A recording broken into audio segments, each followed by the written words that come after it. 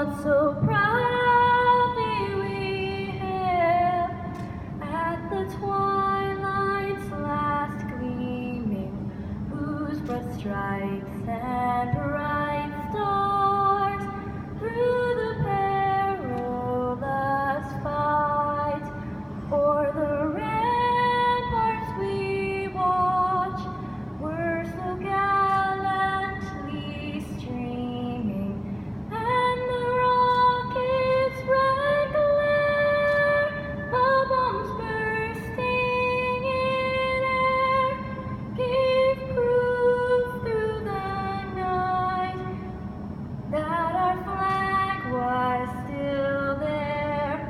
Oh, say does that star-spangled banner yet wave o'er the land of the free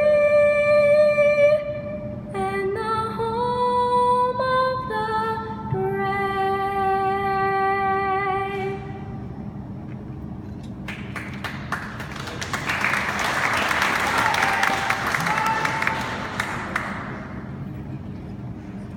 Please join me in the Pledge of Allegiance. I pledge allegiance to the flag of the United States of America and to the republic for which it stands, one nation, under God, indivisible, with liberty and justice for all. You may be seated.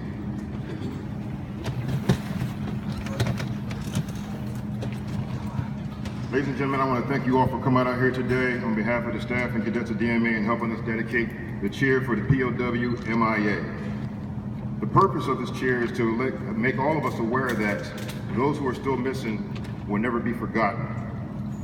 At this time, please help me to introduce Delaware Military Academy Commandant, who is also a service member, Mr. Anthony Puella.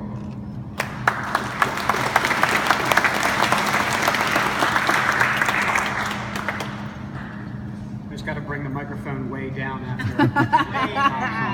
Way down. All right. Good morning, ladies and gentlemen, and welcome to the Delaware Military Academy's Prisoner of War Missing in Action Dedication Ceremony. We here at DMA are honored to hold this dedication as a forever reminder of the brave men and women who are still missing or in prison because of their service to this great country. I would also like to acknowledge freshman cadet Evan Fallon, who has constructed the platform for this chair, which will be the centerpiece of our military garden when complete.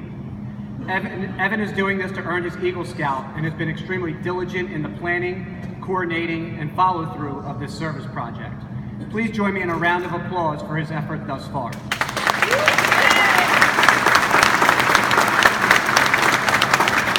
Evan, I gotta tell you, I cannot wait to see it in its entirety. It's gonna be really something to see. We would also like to welcome our distinguished guests who have joined us today. Miss Rosalie Robinson from A Hero's Welcome, who was directly responsible for the logistics of acquiring the chair. Thank you and welcome.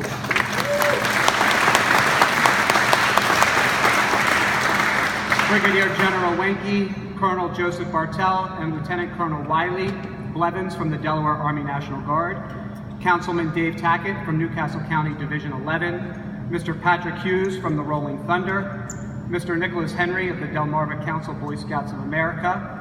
Thank you all for being here today, and once again, welcome to the Delaware Military Academy. I will now turn this back over to Master Sergeant Howie so we can begin the dedication. Thank you.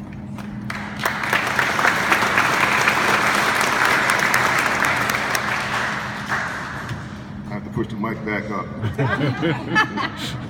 Way back.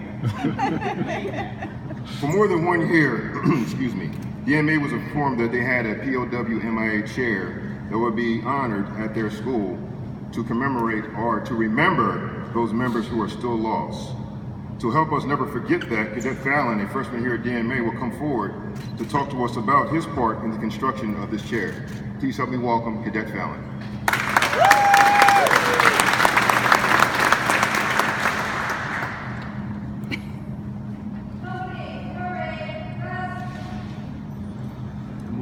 Good morning, dignitaries, government officials, veterans, faculty, family members, and fellow cadets. I am the son of a veteran, the grandson of 2 veterans, the neighbor of a veteran, and I am fortunate to be the student of several veterans. I can say all of this because all the people I know who have served our country bravely have safely returned home. Today it is my honor and privilege to stand before you in service and dedicate this chair to more than 82,000 brave men and women who have been enlisted as prisoners of war and missing in action since World War II.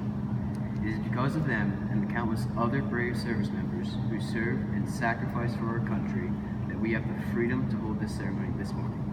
We send deep gratitude to them. As a DMA cadet, I am proud to say that today our school joins the many other institutions across the state and across the country in dedicating a chair of honor as part of Rolling Thunder's national program. Their mission is to dedicate these perpetually empty chairs as daily reminders for our service members who are prisoners of war and missing in action, and to ensure that we save a special place held in their honor until their return. Today our faculty and cadets accept the obligation to make sure that our POW and MIA soldiers are never forgotten. For the visitors to our campus, this chair of honor will raise much needed awareness to the plight of our POW and MIA service members. For our faculty, it will be an important daily reminder of the sacrifices made by our military and their families, past and present. Most importantly, for our cadets, as we make decisions for our future that for many of us will include service to our country, and as we prepare to go out into the world and be the change it needs today, this memorial is a promise to continue the work to bring all of our missing American soldiers home, and we will. I would now like to invite Gunner Barr forward for the unveiling of the Chair of Honor.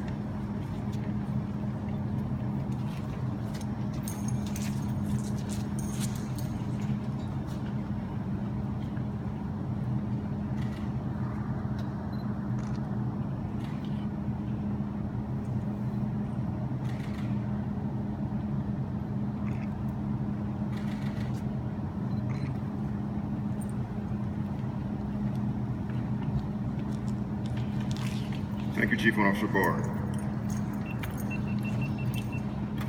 Many years ago, President Truman actually signed something into the Act of Congress on August 3rd, 1949, about a day called Flag Day. Each year, on the third day of September, America recognizes POW and MIA's flag as those who were prisoners of war or those who are still missing. But the majority of us Americans don't understand the meaning of this flag.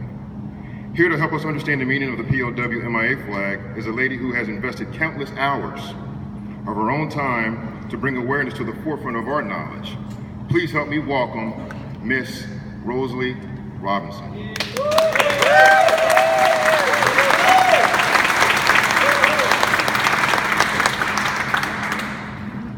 Thank you very much. I don't deserve that much.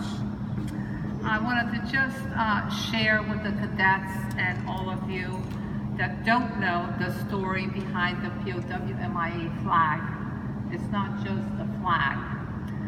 In 1907, Mrs. Hoff had recently given birth to her 5th child when her husband, Commander Michael Hoff, was shot down in Vietnam during the Vietnam War.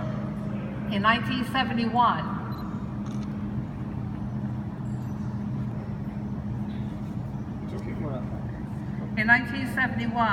Mrs. Hoff recognized the need for a symbol of U.S. POW MIAs, some of whom has been held captive for as many years as 7 years captive. Mrs. Hoff went to the ANIM flag company and asked them to design a chair so that they, the families waiting for those that have been POWs, MIAs, would have a symbol to remember them by. And in 1972, the first flag was sold. And from then on, we have this beautiful flag that flies in remembrance of all those that have remained missing and are POWs. The flag, the POW flag was flown over the White House for the first time in September of 1982. And it's the only flag that has ever flown over the White House outside of the American flag.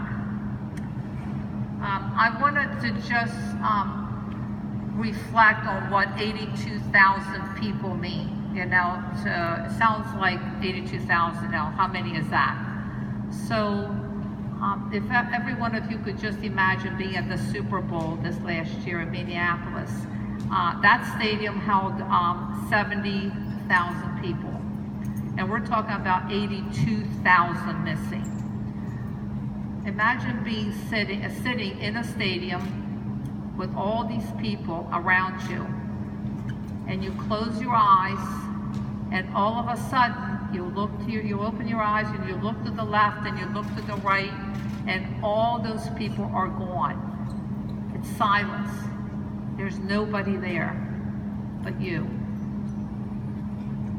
I hope that brings you some idea what 82,000 people mean, missing. A lot of those families are still waiting for closure. When you have a soldier that's buried, a family or a loved one gets handed a folded flag, taps is played. With an MIA family, there's no flag, there is no taps. There's only those memories that they hold in their hearts. So please, every time that you pass a POW MIA chair, please remember those 82,000